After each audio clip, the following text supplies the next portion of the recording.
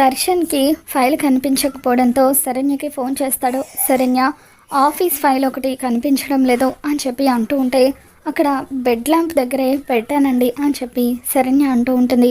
దాంతో దర్శన్ ఆ ఫైల్ కోసం చూస్తూ ఉంటాడు. శరణ్య కాల్ కట్ చేయకుండా అలాగే ఉండిపోతుంది. అప్పుడే శరణ్య దగ్గరికి అనన్య వస్తుంది.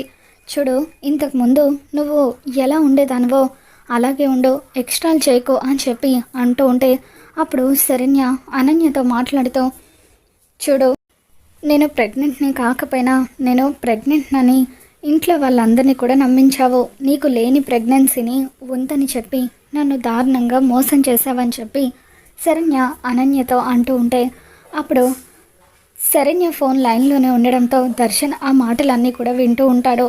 నువ్వు ఇంత దారుణంగా నన్ను మోసం చేసినా, నా గురించి ఇంట్లో వాళ్ళందరికీ చెడుగా చెప్పిన నా భర్త ఎప్పుడూ కూడా నన్ను అనుమానించలేదు.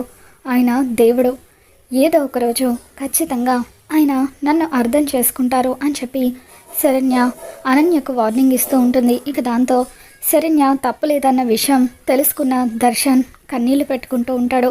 మరి ఇప్పటికైనా దర్శన్ శరణ్యకు దగ్గర అవుతాడా?